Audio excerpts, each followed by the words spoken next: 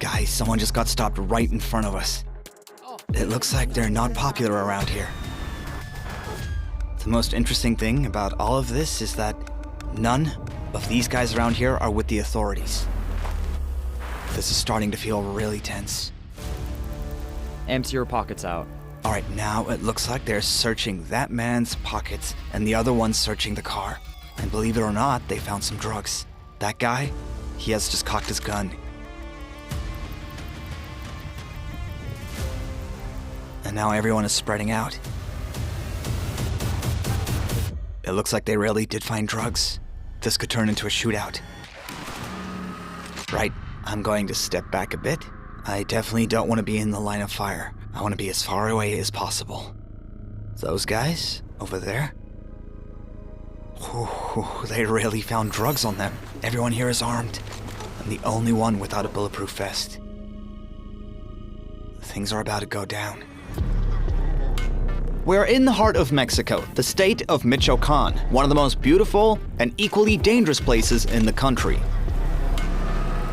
Power here is divided between the cartels and the police. Some villages in this area have formed militias to defend themselves from both of these forces. And I am in one of those villages, which is called Cheran. And right in front of my eyes, the self-defense fighters have caught scouts from the Jalisco New Generation Cartel, which is one of the most violent in Mexico. And they were clearly gathering intelligence before launching another attack. As for the police, they don't even set foot in this part of the country. This is Cheran. Here it's the cartels and militias who rule. Today we are going to be exploring the unbelievably beautiful and unbelievably dangerous Mexico. How much is your life worth? Because here everyone knows someone who is killed for 500 pesos. They beat you, and beat you till you're dead. Here, even death is worshipped like a god. Let's check out the Day of the Dead. Tell me, is it hard to walk around in this makeup all day? Yeah, sure. I have to fight the urge to scratch my face. We're also going to take a look at Mexican shamanic rituals. Ah! Stas, I swear that was so very scary. Rada, I hope that you can forgive me for pushing you into this. When we were planning this trip together, I thought that it was going to be a happy, fun, and joyful adventure. And of course, I'm going to show you how the bosses of the local cartels and ordinary people live. So as you can see, this whole apartment is basically just one room. Here is the kitchen and here is the bed. I will also give you some insight into the immigrant business. This is Tuxtla Gutierrez Station, and it is the first place where migrants can try to catch a bus that will take them from the south all the way up to the north. We'll try to sneak ourselves through the gaps in the American border, where coyotes smuggle illegal immigrants. So guys, I am walking along the same exact route, the one that every single night, and I am not exaggerating, thousands of illegal immigrants use to pass into America. People cross over this river. Well, you see, technically, the moment they get across the Rio Grande, they find themselves in American territory. And of course, we're going to talk to a former cartel hitman, a sicario who decided to get out of the game and is now hiding from his former accomplices. Hello. Hey, what's up? Stas. So now we are going to find out how gangs recruit members and what they actually do and how they make their money. The bro told me that if I want more money, he can help me out. But if I want to get involved, I'll need big balls. I said I was in. Just tell me what to do, and he told me I had to kill and to butcher. That's it. Kill, kill. This is the US border, but I'm still in Mexico. And while I was making my way here, I totally lost count of the amount of times that my impression of this country was totally turned on its head. Today we're going to see Mexico in a way I promise you, you've never seen. Let's go.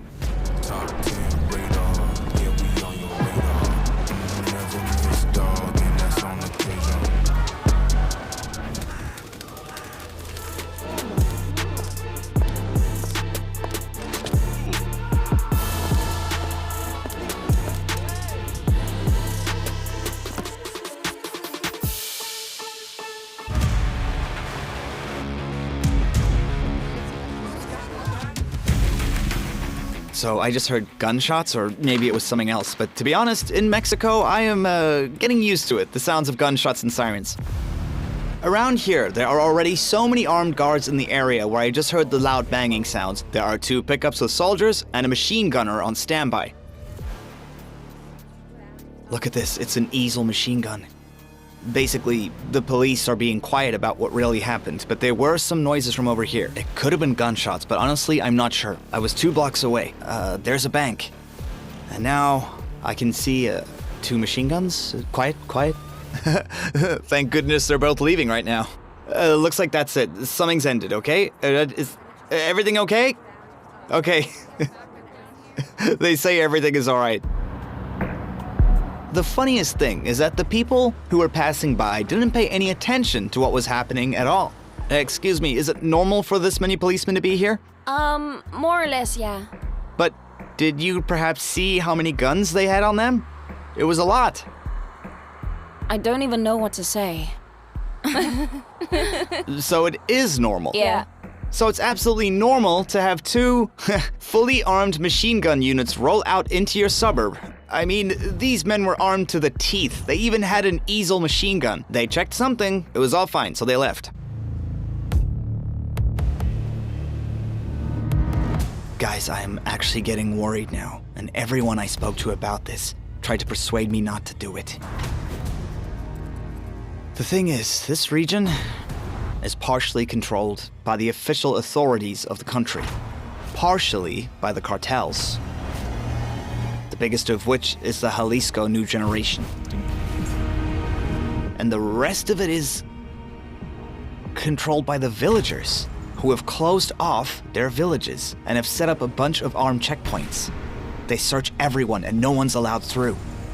And the main thing is that the first, the second, and the third start shooting as soon as they get suspicious. The thing is, I have a meeting with one of the leaders of the militia in Morelia, which is the capital of the region. I have to find a way to get into the village. There will definitely be plenty of checkpoints on the way. I really want to try and film them, but the problem is that if they see the camera, well, let's just say that can't happen. Because you see, the cartels and the authorities and the militia all hate strangers who come around asking questions and who try to understand them and try to record them. They hate us even more than they hate each other.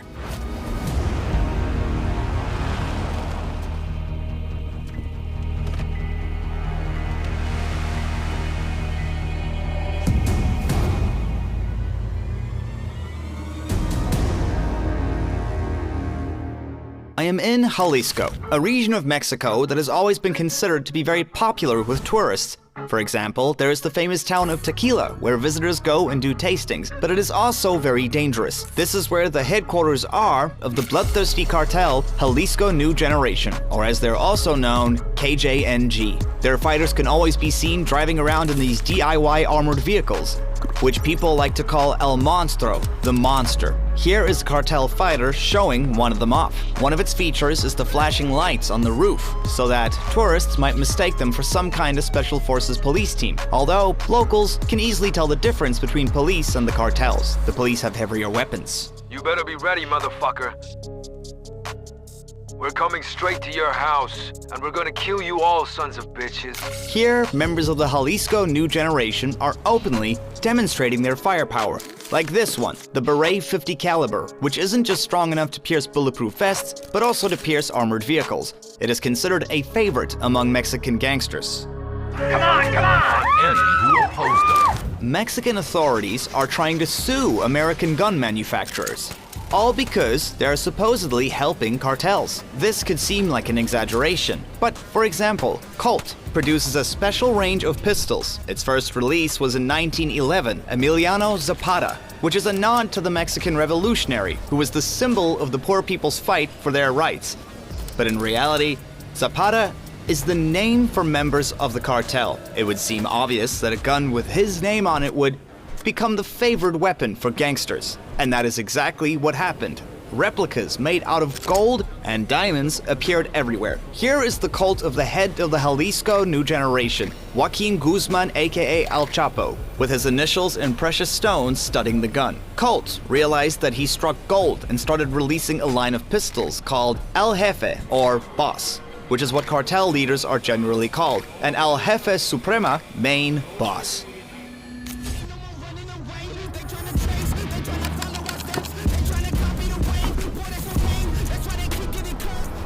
Compared to the gear that the cartels use, the police in Mexico look rather modest. But the thing is, those patrol pickup trucks can be seen on almost every corner in the area. In this video, the military is patrolling the resorts.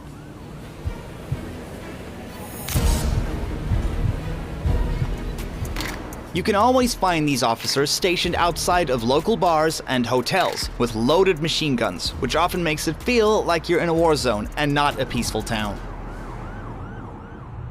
I want you to imagine this. Right now, it is the middle of the day, and there is a truck with a machine gunner on top. They are pulling into this gas station with machine gunners on either side. This is a normal town. This is Guadalajara, the capital of one of the largest cities in Mexico, Jalisco.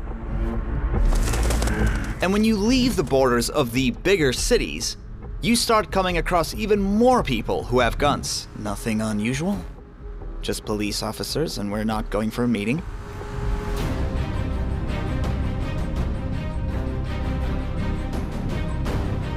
It looks like we've reached the checkpoint. Wherever you go in Michoacan, you will find checkpoints. Now the most important thing is to figure out whose checkpoint it is. The police, the cartels, or the militia. Cars are slowing down as much as they possibly can. Do you see that National Guard pickup truck? The thing is that they are not the ones who are inspecting the vehicles.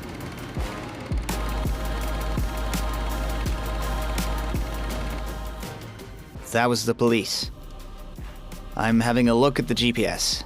And look at this, guys. It says in around 200 meters, there's another checkpoint. And it's right in front of that bus. You can see it there. This is the spot where the government-controlled territory ends. And past that is controlled by the cartel. Oh no, that is not a policeman. If you take a look at that guy, you'll see he's got a blank uniform on without badges. I don't like this because going through these constant checkpoints is making this trip take a little longer. And it's starting to get dark and now it's raining. And they told me that it isn't safe to drive around here on your own at night. And I have no idea what I'm going to do when the sun goes down. One option is finding a place in the village to spend the night, or I need to push to try and get into the city in the dark. Well, let's see.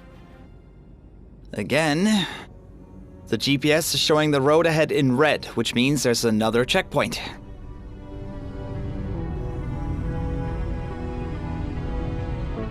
By the time I got to Morelia, it was already late in the evening.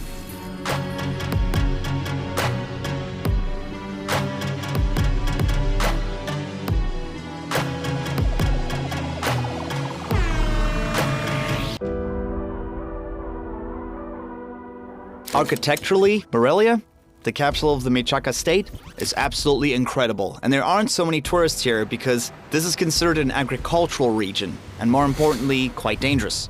And it's because of that, not many people come. But that makes walking through Morelia an even better experience because for the most part, the streets are empty, and it gives you time to take things in. I mean, there are stone buildings all over the place, and those buildings are still around from the 16th, 17th, and 18th centuries. And they have these beautiful cobblestone streets that really make you feel like you've gone back in time. And there are cafes and restaurants and all these intimate little spaces where anyone with some time to kill can go and while away the hours. It truly is a cozy and very picturesque old town, and there are these old churches all over that add to the magic of this place.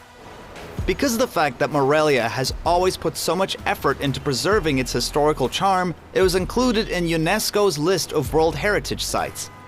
And in this town, it's really easy to forget about drug cartels and gangs. And it's like you found yourself in some kind of peaceful and tranquil provincial Spain, where people take leisurely strolls along historical sidewalks And in parks, they still clean people's shoes like they did 100 years ago. Although when you go out of the town center, the rest of it isn't as picturesque. Well, I don't know even how to tell you this, guys, but the apartments in these slums are so incredibly small. And everyone basically shares the same room.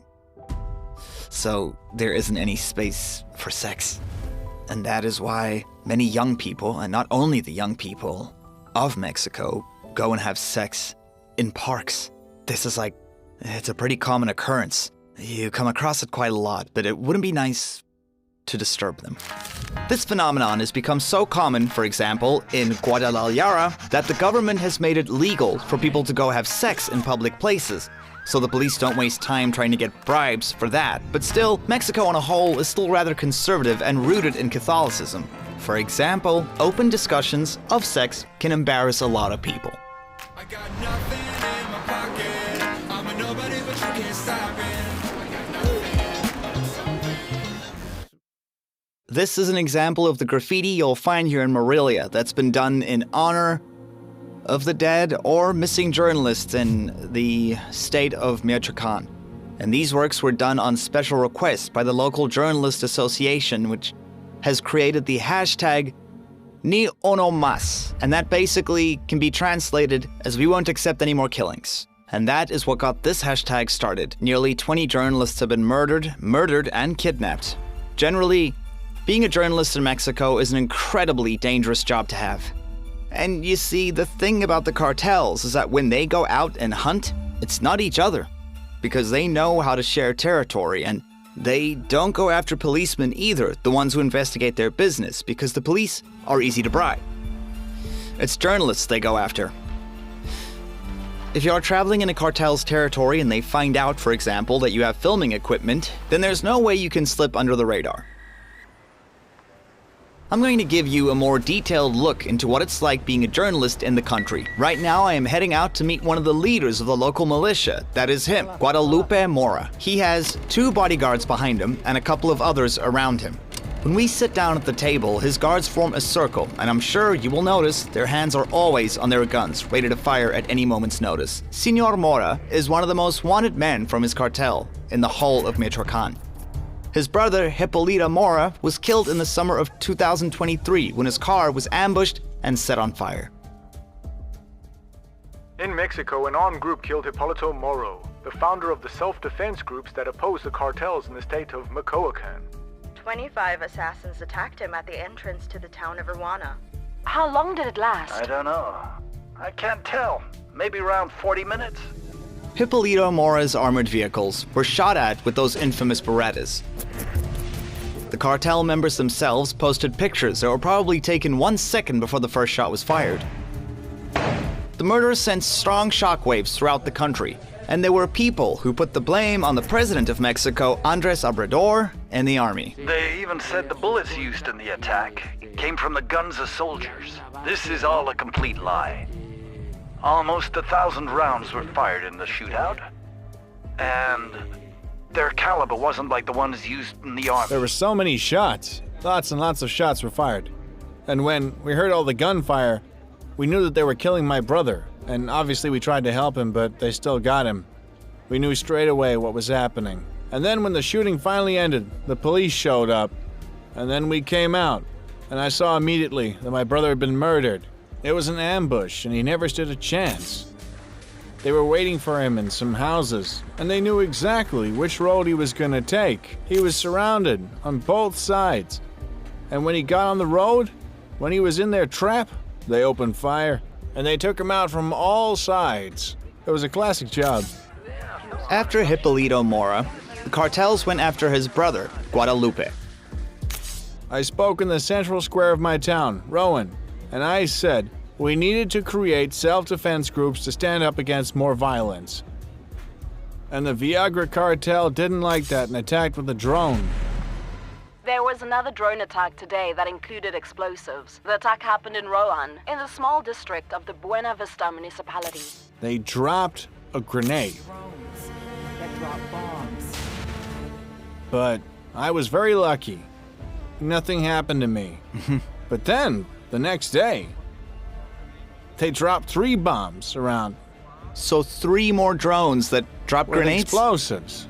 And the next day, there was another 3. There were 7 airstrikes in total. 7 drone attacks. Right now, in our town, we're not worried about ground attacks. We care about airstrikes. Yeah, they're using drones. Not so long ago, the government arrested 8 Colombians from the Viagra cartel. Wow. They specialize in making bombs. They're terrorists. They're just terrorists. And the country's president won't admit it, that we have terrorists.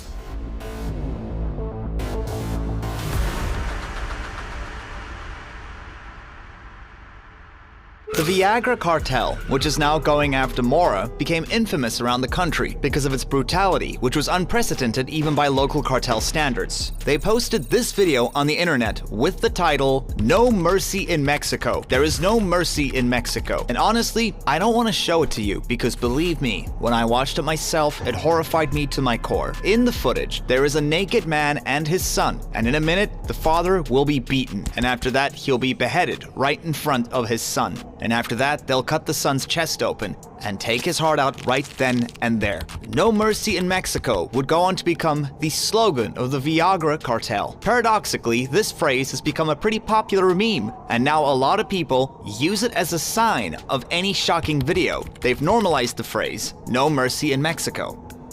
Around the time when this horrifying video first came out, Hipólito Mora decided to start the self-defense groups so that he could protect his town from all of this. Everything was the same as it is now. I mean, everything operates in basically the same way. The cartels made us pay taxes, and at that time, the most powerful cartel around was the Knights Templar. And they were in charge of everything. They did whatever they wanted to. They often attacked women. And my brother decided to gather some people together to stand up against that. For almost a whole decade, the cartels were openly threatening to kill Hipólito. I'm Dionisio Loya Placante, and I represent the cartel that goes by the name of the Knights Templar. You know me by the name El Tío, and I'm talking to a Hipólito Moro. This is one of the gangsters who publicly asked to meet Hipólito. I challenge you to a duel to the death.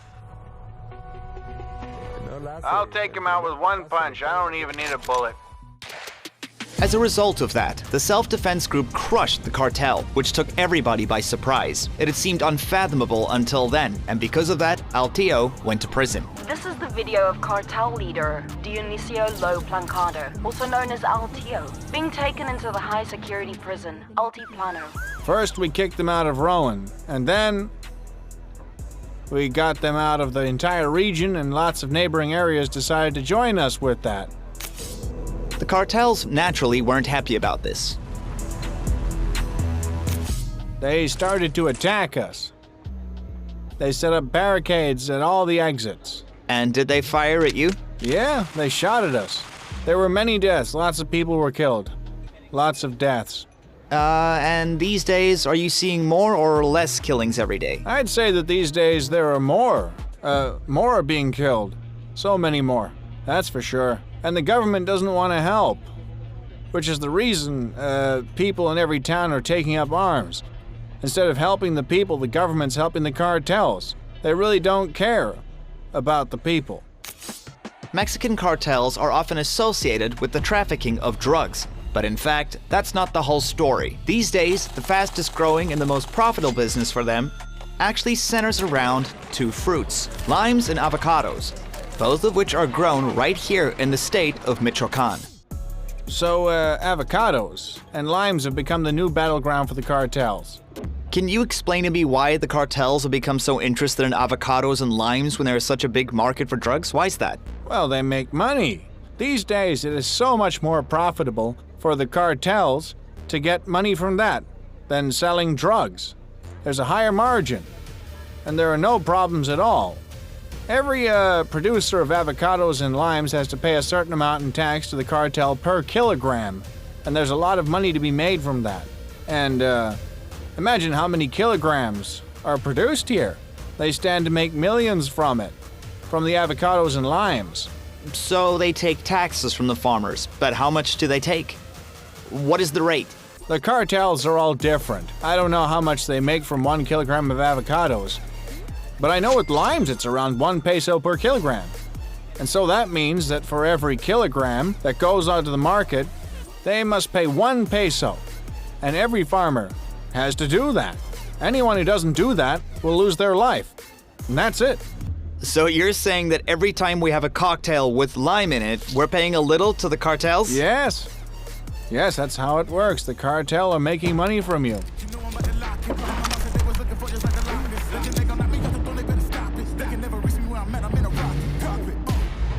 So now I'm in the very center of the Michoacan region, heading to Charan. And this is an isolated village, which is completely separated from the outside world. It's completely hidden in the sticks. Look at the forest I'm driving through. We're going completely rural. And this little village has been attacked by the cartels a few times. And that is because this area is well known for growing a huge amount of avocados. And avocados have now become the flavor of the moment for the cartels. Yes, all of those avocados, my friends, that have become all the rage lately, that you put in your salads and eat in the mornings to try and lose weight, those exact avocados, those beautiful avocados, are the reason there's a war between the cartels and the Mexican farmers. Yeah, this place really is remote as can be. I hope I find my way out of here.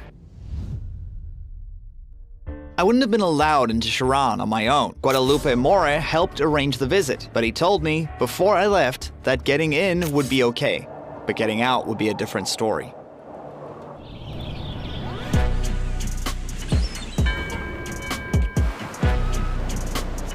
How many parades have you been to already? What's it called? Remind me, it's the Parade of the Dead, right? That's right. And I think this one's my 4th.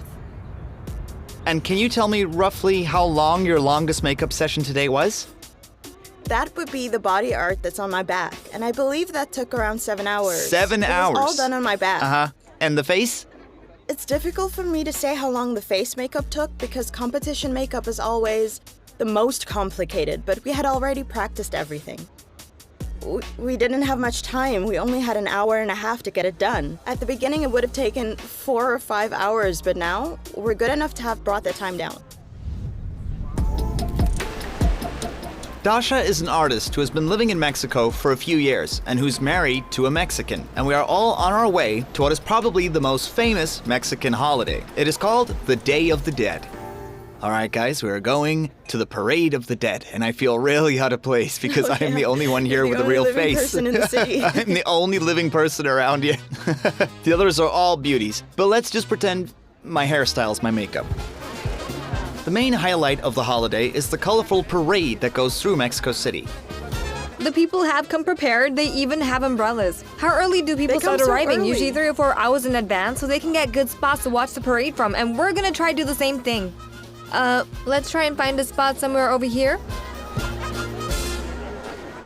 So you can wear any makeup to the Parade of the Dead. Some people like to do simple clowns. Others like to do ghosts. And have a look at the people behind me who turn themselves into mummies. Oh, here we have a scary clown. But most people wear a mask that is called a Catrina. This is a skull that was painted by the well-known Mexican artist Jose Posada in 1913. A little later, Catrina got herself a suitor, Catrin, the hunk in a sombrero.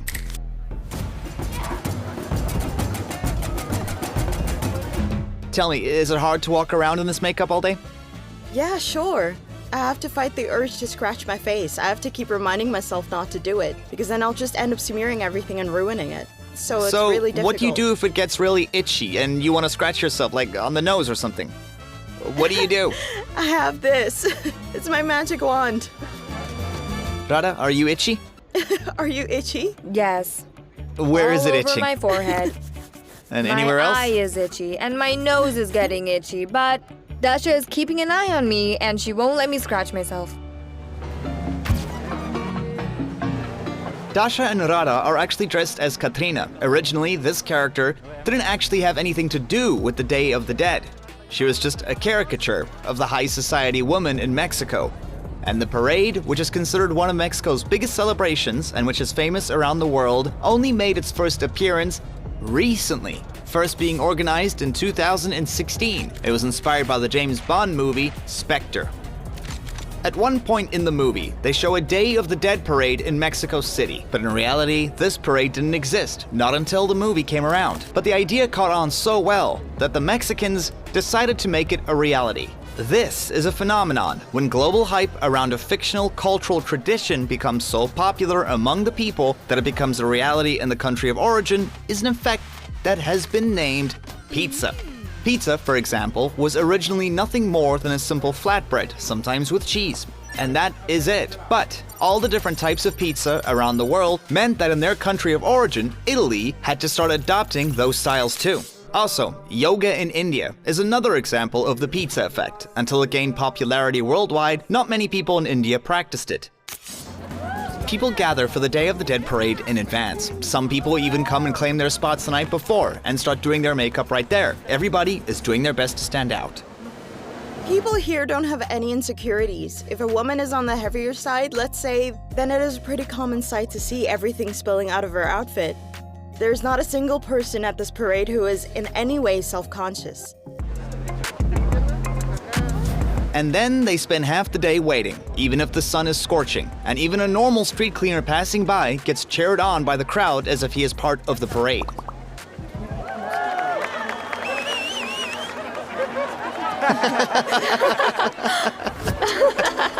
When the parade begins, the crowd has become so massive that the people all the way at the back can't see much of what's happening. Look at this, guys. How cool is that? It's a special telescope that you can put your phone against, and that will let you see what is happening in the distance. This is one of the best inventions I've ever seen. It's helpful at all sorts of big events. That is literally a pocket-sized periscope.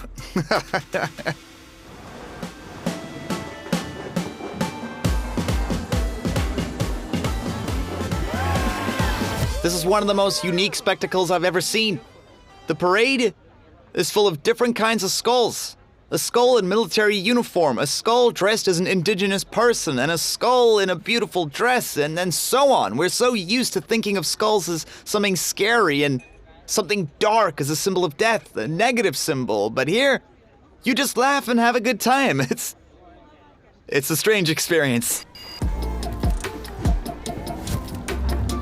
You know what? I am melting under the sun, but I don't want to go anywhere because I'm too interested in seeing what is going to happen next. It's cool, this parade. I wish the world had fewer military parades and more of these type of parades. Parades of imagination, parades of creativity, ones with maximum energy and maximum fun. How cool is that? We came to Mexico when they're celebrating the Day of the Dead. I came to the Day of the Dead with Rada, who has an awesome new channel about her own adventures, The Wonderful Far Away. So if you want to find out more about the traditions and beauty of Mexico, then go and check it out. Link in the description. Actually, the traditions that are celebrated on this day are all a little different, but not any less creative. Mexican people head to the cemeteries where they decorate the graves of their ancestors and try and make them as colorful as possible. Of course, it's super unusual to see a tombstone decorated and made to look like some kind of Christmas tree. Everywhere you look, all you see is glitter and little lanterns. Look at this one.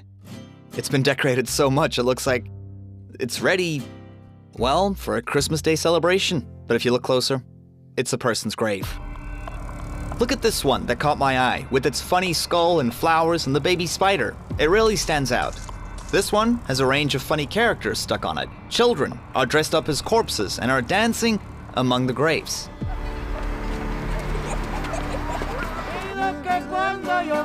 I hope when I die you won't cry about me. Please don't. Don't let any tears fall while I'm going to the Pantheon. In Mexico, they have an unusual attitude to the concept of death. Lots of people here think that being sad about people dying is not the right approach to take. On the Day of the Dead, they try their best to do the opposite. They try to have fun, so that on this holiday, their relatives will visit from the other side. We bring them some flowers from our homes and other things they liked when they were alive, like their favorite foods. Which flowers do you use? Marigolds. Why marigolds? Because that's tradition here.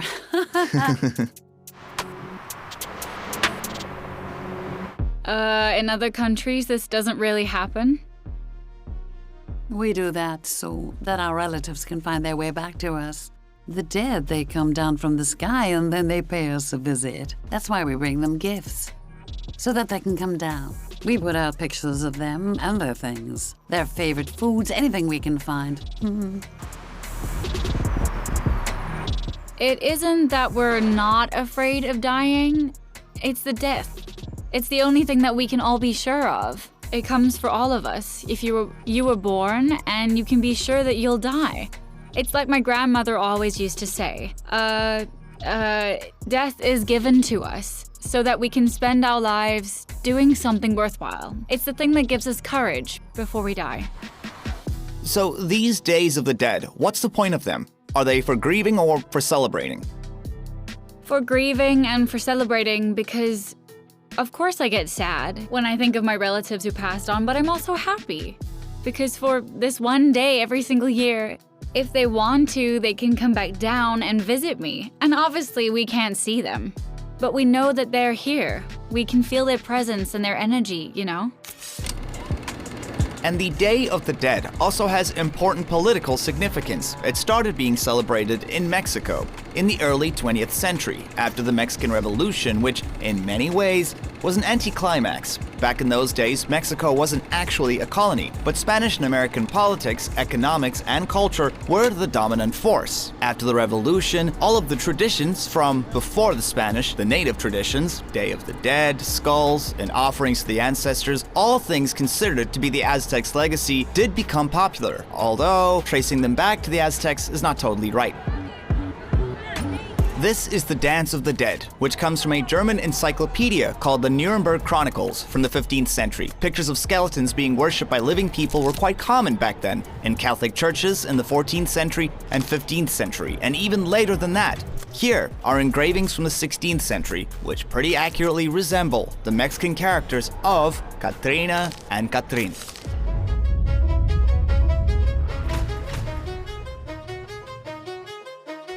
Alright guys, I've come to a meeting. Earlier I got a text with this location, so I came.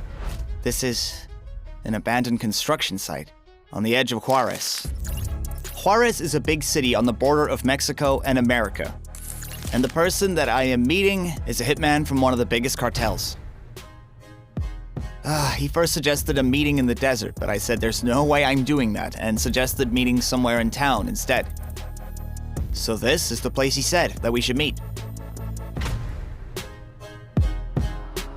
My first meeting with him was naturally off camera, and now I'm walking around filming as if I'm looking for a killer in the bushes, but it is purely for cinematic effect. And now we're making it look like I really found him in the bushes, but in reality, this was all planned. Hello? The most important thing I asked him was to prove that he really works for a cartel, and he told me that the tattoos he has on his chest are the ones that an outsider wouldn't dare to get. That's from your cartel, right?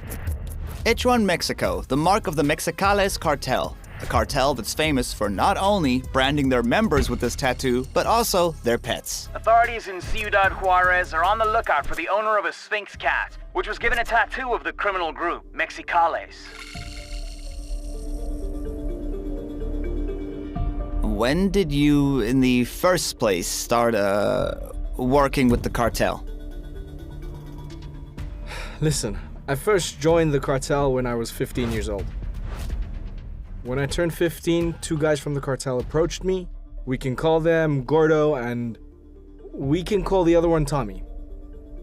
And I knew them, and we went to eat, and they asked me if I wanted to make money. They said they'd give me drugs and guns. Basically, they bought me. They knew that I was young and that I liked cars and all things teenage boys liked. So, when I started, they paid me 10 grand a week. 10 grand a week? Yes, I'm not 10 kidding. grand a week? They paid me 10,000 pesos a week. I was still only 14 years old when I moved away from home. And I left because I killed my stepdad. And I did that because he was very aggressive towards my mom. He abused her, he assaulted her, but she still loved him a lot. She kicked me out and I had to make a plan, so I slept on friends' couches, and then these guys came around with their offer. And I thought this was an awesome deal, so I started selling blow. Weed, cocaine, crack. And did you sell it on the streets? I sold it on the streets, yeah. So, for example, they would give me 10,000 doses, and I had to sell them all. And then come back with all the cash that I had made. And then one day, the bro told me that if I want more money, he can help me out. But if I want to get involved, I need big balls. I said I was in, just tell me what to do. And he told me I had to kill and to butcher. That's it, kill, kill. And so that is how you reach the level of a sicario. Yeah, sicario. Today in Mexico, there are dozens, if not hundreds of cartels that are operating right now. However, the largest of these groups is, first of all, Sinaloa, which operates in the state of the same name. And because it's on the western coast, it is called Pacifico, or Pacific Cartel. Although it's ironic that in Spanish, Pacifico actually means peaceful, although this gang is easily one of the most militant in the country. And they have managed to gain a foothold in a lot of Mexican states, especially those near the border. And traditionally, their main business has always been trafficking drugs into the USA and also bringing weapons into the country using the same routes. But now, according to estimations by The Economist magazine, drugs brought into Sinaloa make up less than half of their profits. The cartel diversified long ago, and these days, they got money from migrants and export clothes and electronics to America. And they also export oil, metals, avocados, and limes. And naturally, they also run a few brothels. But in recent history, things haven't been so easy for Sinaloa. In 2016, their longtime leader was arrested, Joaquin Guzman, aka Al Chapo. Here is the footage of his arrest, and it looks like it comes straight out of an action movie. His son and heir, Ovidio Guzman, was arrested in a much more peaceful way. And they even allowed him a phone call, which was a fatal error on the part of the police. And then Mexico immediately erupted in violence, and then several hours later, by personal order of President Obrador, the young leader of the cartel was allowed to go so the violence could stop.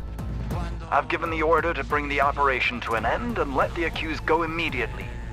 No questions asked. But that didn't stop the cartel from hunting down the police who carried out the raid, and they found and killed at least one of them. Is free. The cartel. When Ovidio Guzman was arrested for a second time in 2023, they did not allow him to make a phone call, and straight away, they took him to the airport. But when the cartel found out, it didn't only start a massacre in the cities. They also tried to shoot down the military plane which had come to transport Guzman. And when that did not work, they attacked the airport. Everybody get out of the terminal. Get out of here right now. They are attacking the place. They're attacking the plane, for fuck's sake. The military plane was trying to take off under gunfire from the cartel. And passengers who were waiting to take other flights at that time took cover under their seats. Both of the Guzmans, father and son, were eventually extradited to America, and the new cartel leader is Ismael Zapata, aka Maya, although people say that he has diabetes and he'll be stepping down soon. The second largest cartel is Jalisco New Generation. They are a young and bold group, and one of their leaders, Ricardo Ruiza, was even nicknamed YouTuber because he really enjoys posting videos on the internet, even though he's trying to hide his face. Here, for example, he is demonstrating the grip of his gun, which is gold and has his initials on it, with the Kremlin in the background. At the end of 2022, he was arrested in Mexico. The Jalisco New Generation popularized a new trend among Mexico's gangsters, and that's posting TikToks and videos on other platforms of their glamorous lives. They show expensive cars, lots of money, and guns made of gold. This all used to be kept under wraps, but now it's all become public. The The cartel is constantly capturing new territories. I mean, just have a look at how much its footprint has grown in only a decade. It's actively fighting the Sinaloa cartel, among others. The leader of the cartel, nicknamed El Mencho, is currently the most wanted man in Mexico, but there are almost no pictures of him except for when he was a child, and a few from prison. There are even rumors going around that he might be dead. In reality, each one of these cartels is actually a community made up of smaller cartels, and those are made up of different territorial gangs, each one with its own interests. But the cartel provides them with the option of having shared combat units in case a war breaks out. It also helps launder money and find lawyers in case of arrest, and most importantly, it controls politicians.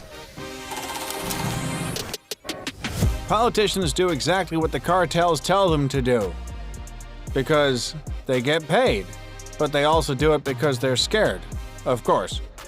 Because they could be killed. If they don't do what they're told, they could die. But there's one thing that's more important than anything else. Corruption. They bribe everyone they can, from the president to governors, generals and colonels. They bribe the prosecutors and the police, everyone that they need to. They pay these people a lot of money. Yeah, but you are a democracy in Mexico, and that means that you have the ability to change your leaders, right? Yes, you're right. We have elections for that. And why wouldn't the police of this country elect somebody who's actually going to fight crime? It's so simple. Because the presidents come and go and they always do the same thing. They just keep doing what the previous president did. It doesn't ever change. Elections just don't work. But why? Corruption.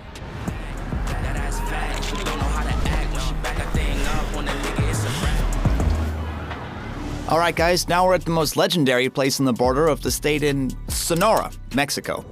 And Arizona in the USA is just behind the fence. And do you see that abandoned building? This is a KFC, where in 2018 an underground tunnel was found. And it was one of the largest that has ever been found. It joined America to Mexico.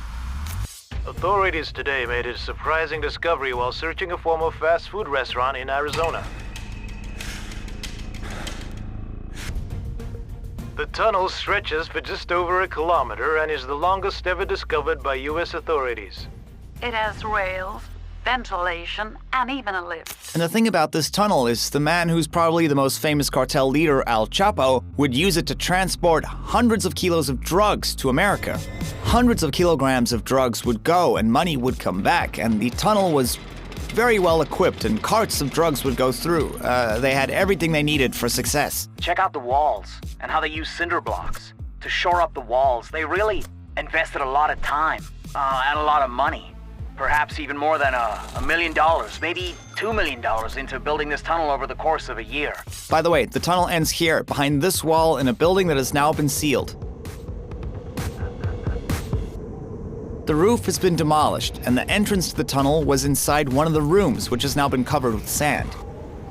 This is where the trucks would come. The trucks fully loaded with drugs. Over here, they had built a special parking lot and made sure it was extra big so they could fit as many trucks as possible. So they'd bring the drugs, which would go to America through the tunnel, and then the money would be brought through from America and loaded onto the waiting trucks. And of course, everybody started talking and asking questions. Was it a coincidence or not? Because in the series Breaking Bad, 10 years before all of this went down, had shown a very similar situation. If you think back and remember, one of the leaders of a drug cartel also happened to be the owner of a fried chicken restaurant in America.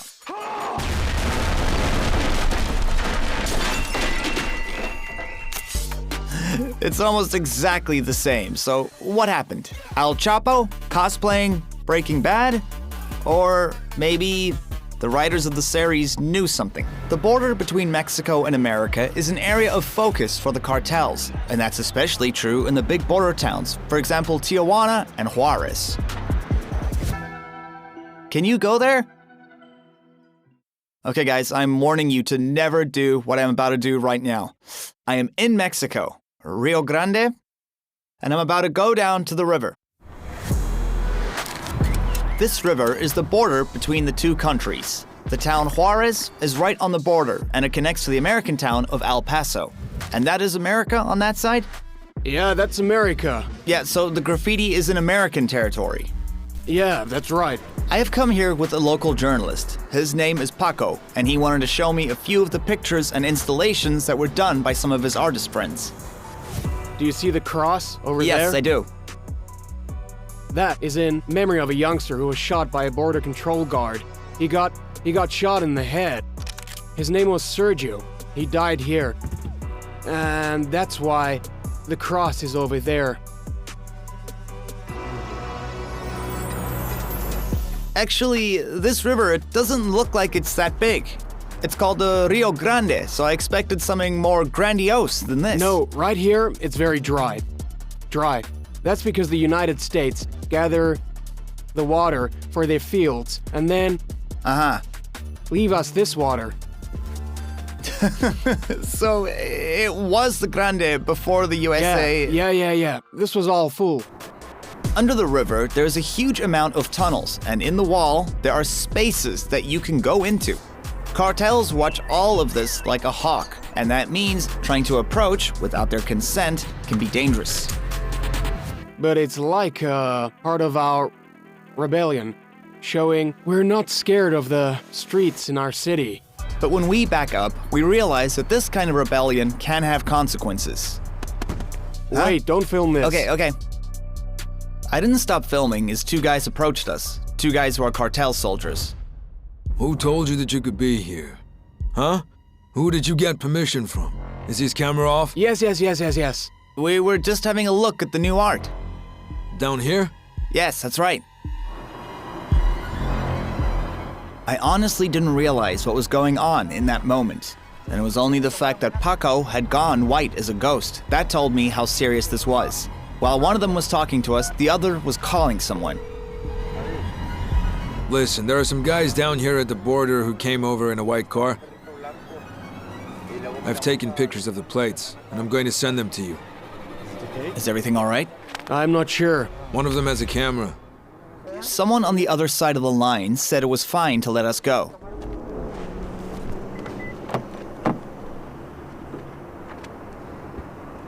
Well, it looks like they let us go. Who was that? Cartel guys. Really? Yeah. Fuck. So guys, what just happened was, we came back from the graffiti, and then two guys came up to us. Wait until we are gone. Okay. Yeah. Paco gets in touch with his colleagues to figure out what we should do next. Two guys came up and asked us who we are and what we were doing. They took pictures of my car and plates. And someone they called ordered them to let us go, but I'm not really sure. Things were hot and they wanted to know who we were with and where we were from. Should I be worried?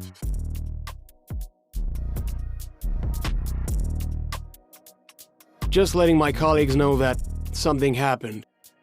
Because if something happened, if something bad happened, they have to know like where we were at. Because there's always a risk. Can you explain to me who they were? They were most likely who were like working with contraband. They really don't like it when people come into their territory.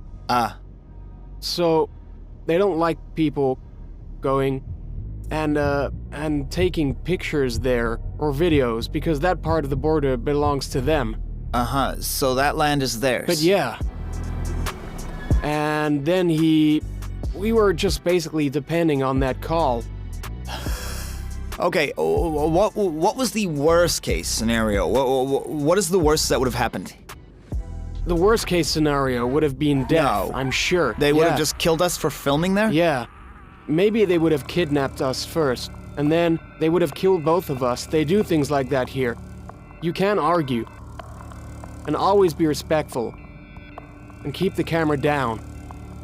And when he made that call, they could have just said let them go or kidnap them. But he made that call and they said that we can go. Are you just trying to scare me or is it really like that? No, it's like that. But actually, to me, they were very polite. They were very polite. Yes. Very, very polite. It wasn't like they were all like, hey, you, what are you doing? They were just very calm. No, hello, I think guys. we just got lucky with those guys. Yeah. They seemed very calm. If we had been aggressive first, then maybe it would have gone a different way. Yeah. But we were like, calm. Yeah. That was not terrible. That was okay. Yeah. He kind of looked like he wanted to actually something like Los Pajamos, he is filming, so should we just kill them or maybe we can rob these guys, like take everything from them. Being a journalist here is dangerous.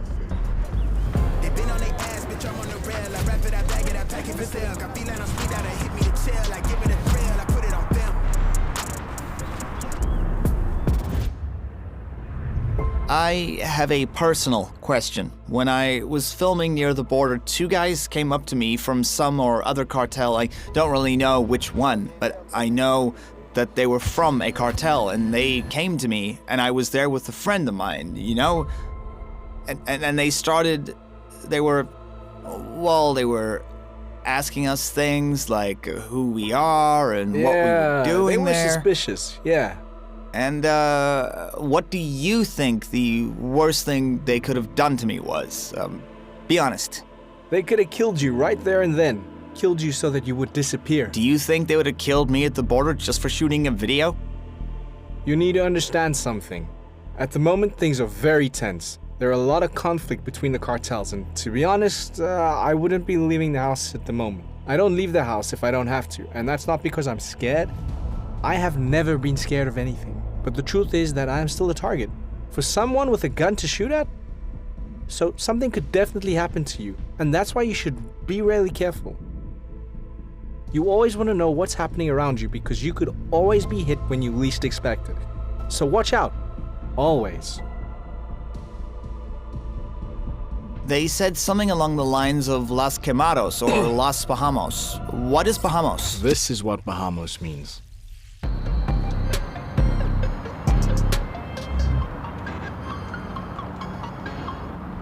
The Mexican town of Juarez and the American town El Paso are split by a small river and also by a massive gulf. When it comes to the quality of life, according to the Living Coast portal, the average salary in Juarez is approximately $1,200, while in El Paso, it's 3.5 times more than that. But of course, life in Juarez is cheaper. Here, you can live on $900, while on the other side of the border, you need $1,400 a month. So based on these numbers, it's safe to say that the two towns might as well be two different worlds. In Juarez, around 67 per 100,000 people are murdered every year, and the town has the title of being in the top 10 most dangerous places in the world, while in El Paso, only 4.4 per 100,000 are murdered. This town is very easily one of the safest towns in America.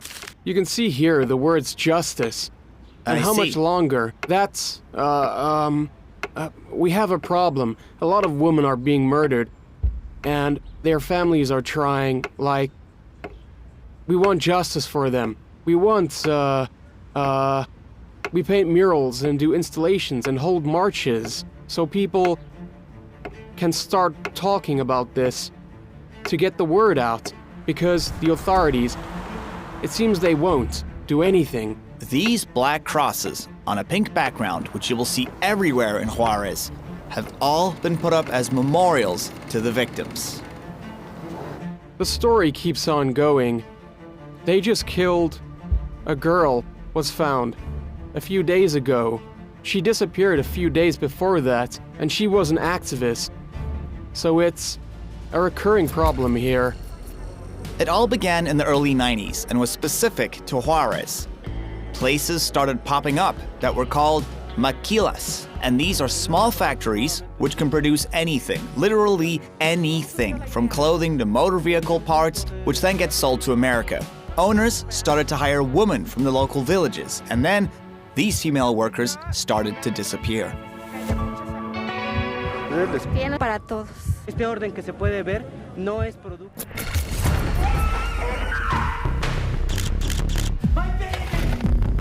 It's all because of the maquilas. The problem started because of the maquiladoras, and so...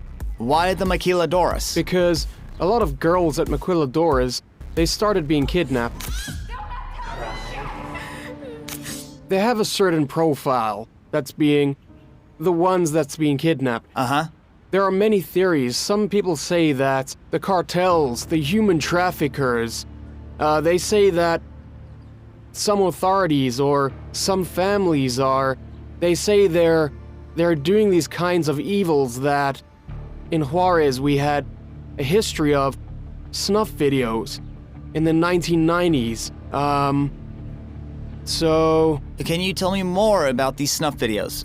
What are they? Oh, snuff videos? Yeah. They're like underground videos that people, they buy. And you can see all kinds of things in them, like... Like porn or even worse than porn? They will have even worse than porn. You can see murder, rape. Yeah. Snuff films do not exist.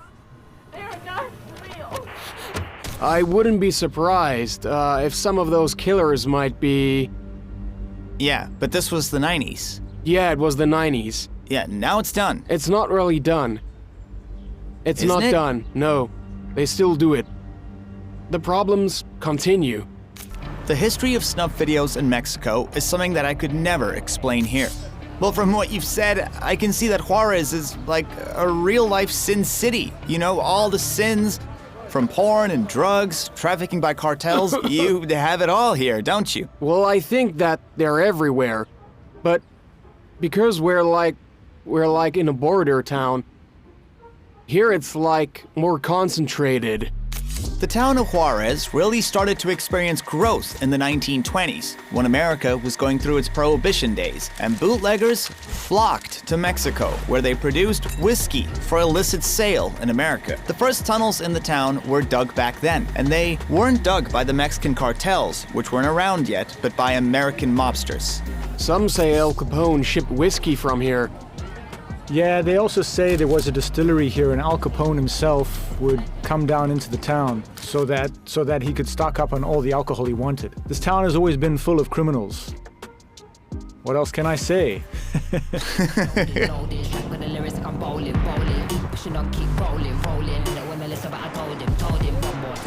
In this unassuming bar, my friends, a drink was created that spread all over the world. You might have heard of a humble little cocktail called the margarita.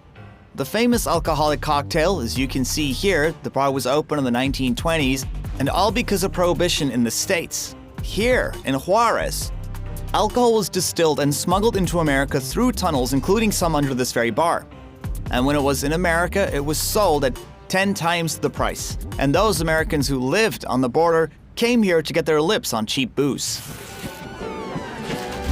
And of course, that simple cocktail is still on the menu, with the same recipe: salt, lime, liquor, and tequila. Ah, gracias. And so, my friends, this is an authentic margarita.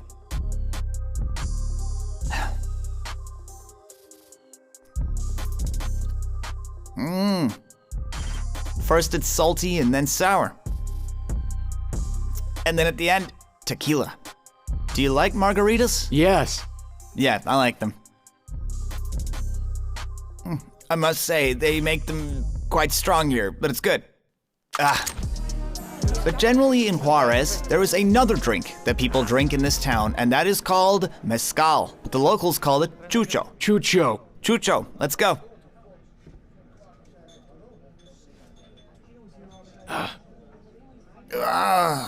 The first thing you taste is tequila, and then the herby flavors start catching up. And then after that, you get the taste of a very, very strong cough medicine.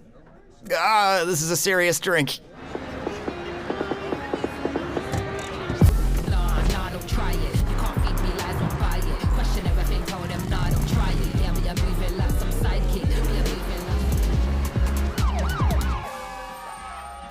There are dozens of myths and legends about how you should travel around Mexico, what the rules are, and especially in the areas controlled by the cartels. I mean, one time I heard a real horror story that you should always keep your windows open so that the gangsters know who's inside when you're on their turf. I can just imagine the members of the cartels trying to see who is inside the car when you're driving along at 40 or 60 miles an hour.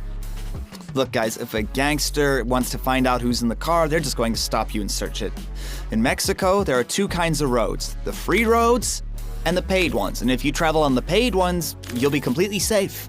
There, I'm sure that the police probably won't ever stop you, never mind the cartels. But on the free roads, which often take you through villages and towns, on those roads you will not only be stopped by the police, but by the cartels as well as the self-defense forces, and then you can also be searched very thoroughly. They look into your pockets, the trunk, and even sometimes into the engine, and you need to be prepared for it. But overall, the cartels always try not to touch any tourists, because with tourists, there are other ways to make money. And of course, you should never travel with your windows open, especially not in Mexican winters, because it gets really cold and you can get really sick. But it's also a bad idea in summer, even when it hits 40 degrees. No matter how hot it gets, keep them closed. 2 American tourists drove into the wrong place.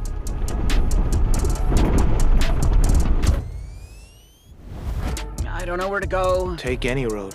I'll go straight.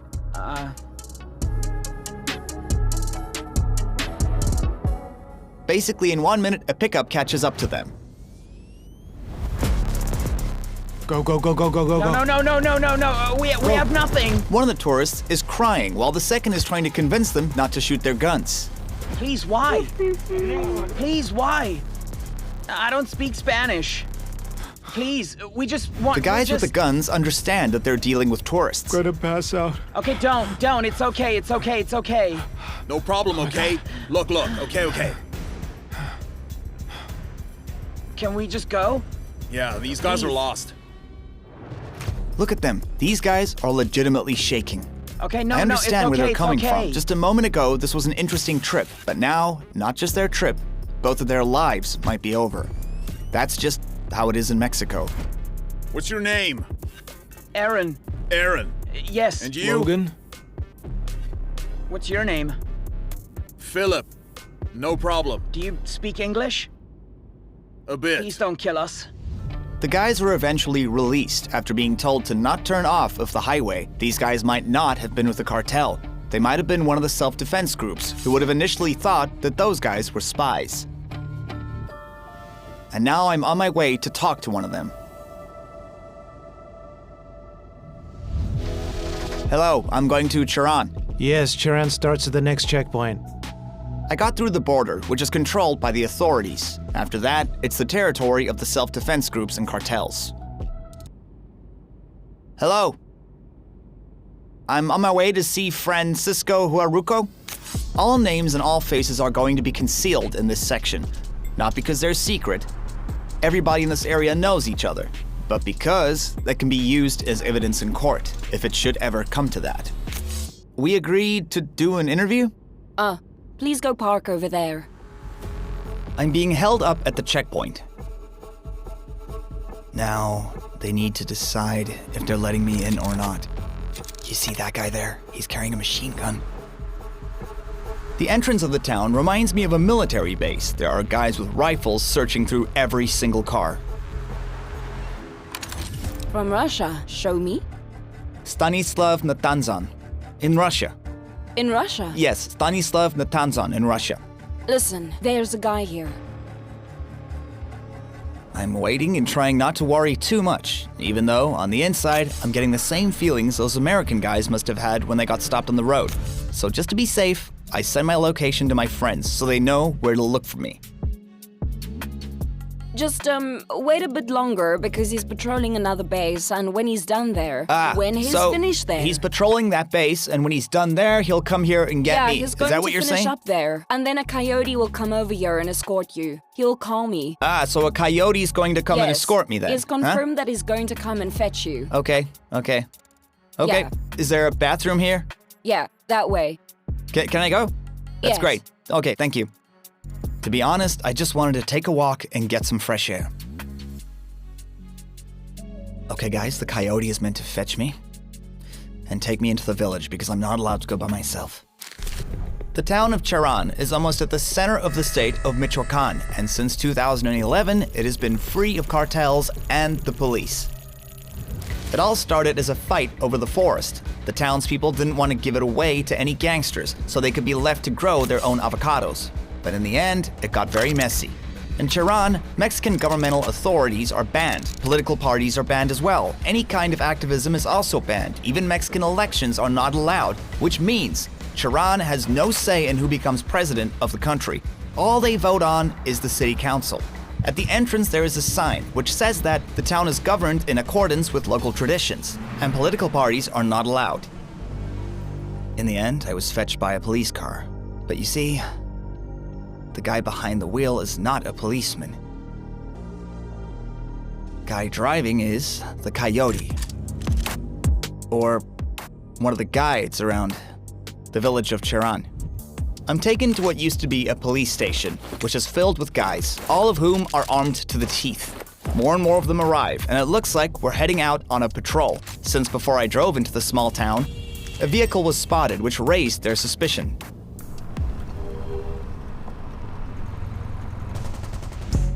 Did these holes come from bullets? They shot at you? Yes. And when did this happen? When were people shooting at you?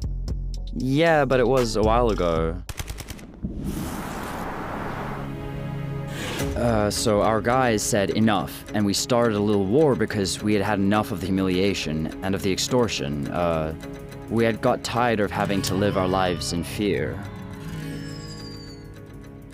It all started with a small group of brave women who went out and said, "We've had enough," and that's where it all started.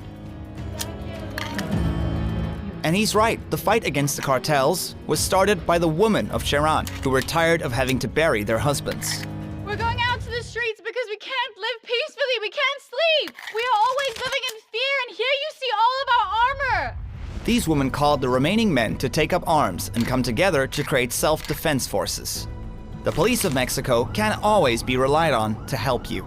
Here is a shootout in someone's house, not in Tehran. The residents shout to stop because there are children. And this is security footage from 30 seconds before that. The police had just shown up on the scene and one of the officers gets out. Clearly, they were called, and the second follows. But then, reinforcements for the criminals show up very quickly. You can see they're gangsters. The policemen didn't waste a second. They quickly got back into the car and then they left. They hadn't gone anywhere when the shooting started, but they didn't care.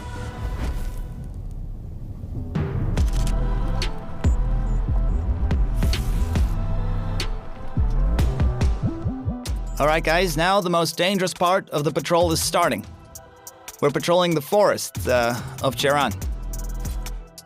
That is because, like in the good old days, or maybe the not so good old days, to be more accurate, guerrilla wars in the forests still happen in Mexico, and they are still surprisingly common. So, the cartels lay traps in the forest so that they can attack the patrols and fire at them. We got a call from someone at the checkpoint. Okay. What happened? Guys, someone just got stopped right in front of us. It looks like they're not popular around here. Look at this. Thank you. This is a messed up situation. They're starting to check the car. The car and the people are searched very thoroughly. At first, they're told to empty their pockets and take off their shoes and any jackets. So watch what's happening. While one of them is going through this guy's pockets, a second one is searching the car. At one point, I noticed that the guards were all touching their pistols and checking their rifles, like they're getting ready to shoot. You can cut the tension in the air with a knife right now. The first thing you'll notice is the deathly silence, which is interrupted by trucks which drive through the area from time to time. All of them are clearly feeling tense because they're holding their guns at the ready. And they are just looking at one another with these meaningful glances.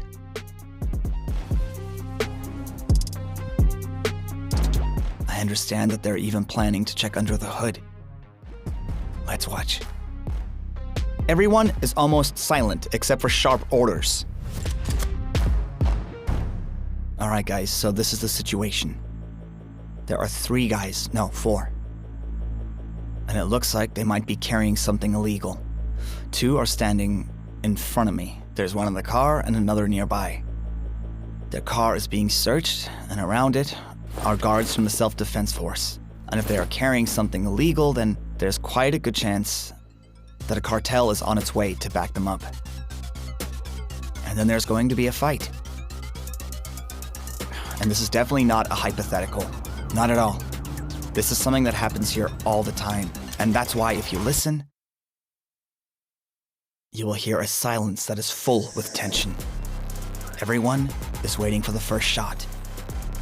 And if and when that shot gets fired, then that's it, that's the end. Seriously, guys, this is scary. The guys on that side are just young boys. They don't have tattoos or anything. This is really starting to feel tense. I'm here with them, and I realized I'm the only one without a vest. Look, guys, these guys with their guns with them are taking the other two for a piss. And there's one on the periphery to make sure they still have coverage over the whole area.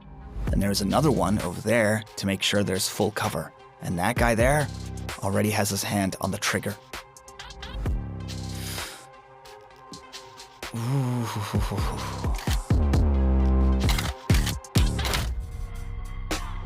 Sorry, can I ask a question? What's up? Are things okay here? Yeah, it's fine. We're getting searched, which is normal here. It's another day for us. Look, this guy has a tattoo of a dagger and 2 teardrops under his eye. And this kind of tattoo is popular among Mexican gangs and gangs on the American West Coast. And they get them to signify that someone has killed or come out on the end of a bad situation. Although sometimes tattoos are just tattoos, and these tattoos were brought out on the criminal underground to the fashion world, B1 Jeremy Meeks, he was a real-world criminal who got sent to prison in 2014. When the police put his mugshot on social media, the picture of him with the teardrop under his eye instantly went viral. It went all over the internet, and he became known online as Prison Bae and even Hot Felon. Even Paris Hilton left a like for him, and when he got out of prison, she actually met with him and even, apparently, became his friend. These days, Meeks is a model for ads and movies, and the teardrop has become a fashion symbol. Rapper Lil Wayne also has them. And many people have asked him if it means he's killed somebody. People think that Wayne was part of the gang The Bloods, but Wayne won't confirm or deny the rumor, and most recently, he's covered the teardrops up with other tattoos, which he says his mom asked him to do. Guys, they have found something. They have found something. Look. Something's happening. They've got their guns ready. Now, look at this, guys. Everybody's at full attention. It looks like they found drugs. This could turn into a shootout. So I think I should start walking away. I don't want to be in the line of fire. We are currently right in the center of central Mexico. If you get killed here, they just dump your body in a field. That's it. The most dangerous thing about all of this is that none of the guys around here are with the authorities. Everything all right? Yeah. The truth is, nothing is going all right for these two guys. One of them is taken to a little cabin, and he's going to be interrogated. Then after a little while, the second one goes into the same cabin, and following them are 3 armed guards. Both of them have been taken into the cabin. The one over my shoulder, they won't let me in there. They said that I can't film this. I'm sure they're being interrogated, but I have no idea exactly what is going on. First, they took one of them in, and then the other. They've had the 2 of them in there for 20 minutes. Now, of course, the police aren't going to get involved. After a little while longer, the guys were dragged out, looking a bit worse for wear. So the 2 of them were finally released, but then they were dragged back in again. And the car they were driving is simply going to be driven away. The self-defense guys have just taken it over. As for what happened to those 2 guys, no one is willing to tell me, and they wouldn't answer any more questions.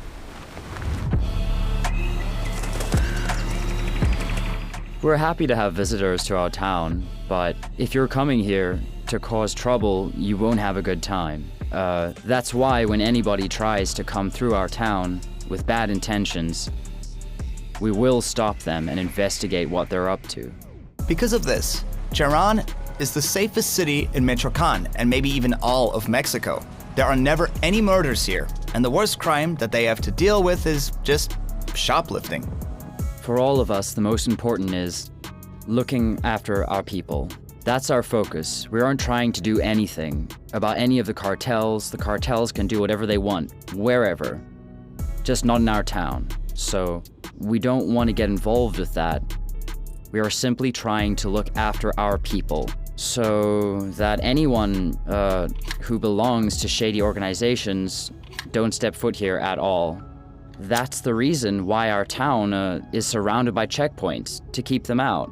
I personally can see that Cherán is a very peaceful place, but that's good to hear. You know of any way? Is it possible to get all of Mexico like this? Can you make the whole country peaceful? It shouldn't be like this in our area. It can't just be like this here. It can't just be like this in Cherán. We have our own rules that we follow. Everyone has the right, just not here. Or Mexico. Everybody in the world has the right to live in peace. We're all human after all, and when we have to see such atrocities, how can we keep our humanity? At the end of the day, when we die, we're all going to move to a better world, in the same way that we arrived in this one.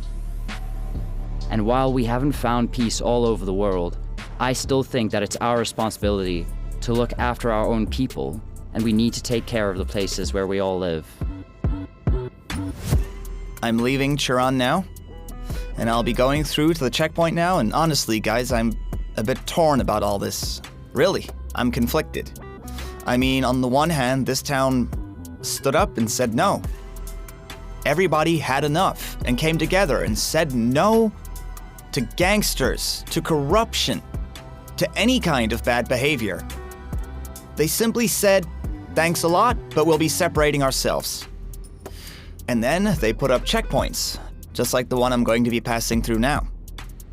But on the other hand, every checkpoint you drive through, you will get searched. You're being searched by complete strangers. These people are not with any official authorities. Hi, yeah, goodbye. They're all carrying pretty deadly weapons. Yeah, they search you, but you're not really sure who they are. You also don't know what powers they really have. What if you're not with a cartel? What if you're just some guy with a tattoo? What if you're just a teenager who saw the look online and thought it was really cool to have? Well, they did find those other two out. They found them trafficking contraband, but odds are very low that in every search, they will find something. I can imagine myself in their very shoes being searched by these massive guys with their massive machine guns. Guys who work for the self-defense squad. It'll be very unpleasant, I'm sure that we'd all agree on that. What do you think about this?